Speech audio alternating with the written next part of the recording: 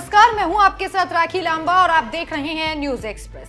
सत्ता हाथ में हो तो लोग भूल जाते हैं कि कानून का पालन भी करना होता है और नियमों को भी मानना होता है। जैसे योगी के यूपी में हुआ, जहां बीजेपी नेता पुलिस को हेकड़ी दिखाने लगे तो पुलिस ने भी बीजेपी नेता की तुरंत सारी हेकड़ी 1 मिनट में निकाल दी और बीजेपी नेता को बता दिया कि यहां अगर आप सत्ताधारी पार्टी से भी हैं तो पुलिस के काम में बाधा डालेंगे तो सीधा थाने का दर्शन करा दिया जाएगा।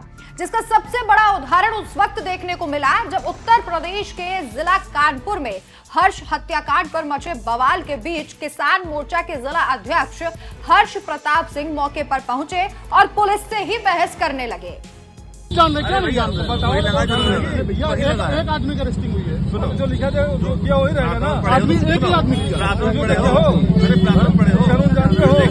हमको आप भी सब जान रहे कानून, हम तो समाज में रहते हैं नहीं है गलत ये बहस करना।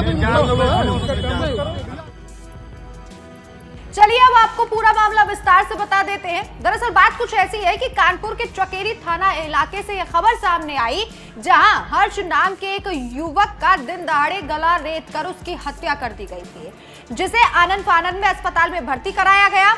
वहां उसकी मौत हो गई और जब पोस्टमार्टम के बाद शव गांव पहुंचा तो परिजनों ने मुआवजा और सरकारी नौकरी की मांग को लेकर बवाल काट दिया, जिनके समर्थन में बीजेपी के किसान मोर्चा अध्यक्ष हर्ष प्रताप सिंह चौहान समेत तमाम बीजेपी कार्यकर्ता भी सड़क घेर कर बैठ गए और धरना प्रदर्शन करने लगे। नहीं चलेगी, पुलिस की तानाशाही नहीं चलेगी, पुलिस प्रशासन मुर्दाबाद, पुलिस प्रशासन मुर्दाबाद। सड़क घेर कर विरोध प्रदर्शन कर रहे बीजेपी नेताओं को समझाने के लिए जैसे ही पुलिस मौके पर पहुंची, वैसे ही बीजेपी नेता हर्ष प्रताप सिंह चौहान आरोपियों की गिरफ्तारी को लेकर पुलिस वालों से ही उलझने लगे और हेकड़ी दिखाने लगे। आरोपियों की गिरफ्तारी की मांग को लेकर बात इतनी बढ़ गई कि जैसे ही बीजेपी नेता हर्ष चौहान ने बताया कि मैं बीजेपी का किसान मोर्चा अध्यक्ष हूं, पुलिस वाले भड़क गए और तुरंत जीप में भरकर उन्हें थाने ले गए।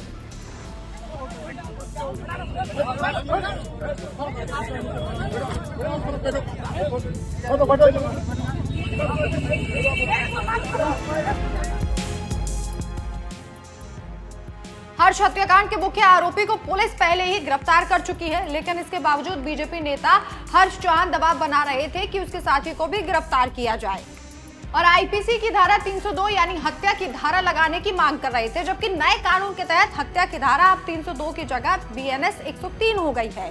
पुलिस और बीजेपी नेता के बीच इसी बात को लेकर खूब बहस हो रही थी। बात यहां तक पहुंच गई कि उन्हें जबरदस्ती थाने का दर्शन करा दिया गया।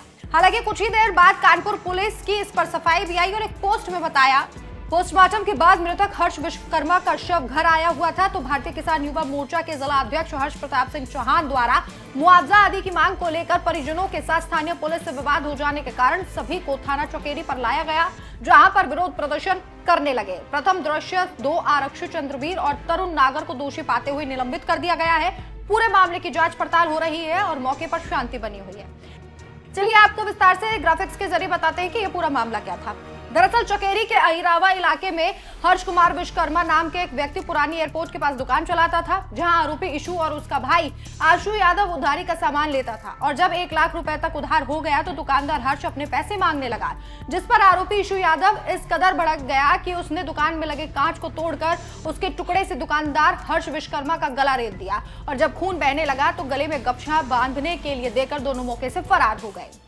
29/12/24 को जनपद कानपुर नगर के चकेरी थाना क्षेत्र के अहिरवा चौकी क्षेत्र में पुराना एयरफोर्स स्टेशन चकेरी के मोड़ पर हर्ष विश्वकर्मा नाम का व्यक्ति, जिसकी उम्र लगभग 27 साल है, जो पान की दुकान चलाता है, रात के 9:30 बजे के लगभग ईशु यादव नाम का व्यक्ति, जिसकी उम्र 24 साल है, वो गुस्से में आता है और हर्ष विश्वकर्मा जी की दुकान के सामने कांच लगा हुआ था, जिस पर वो प्रहार करता है।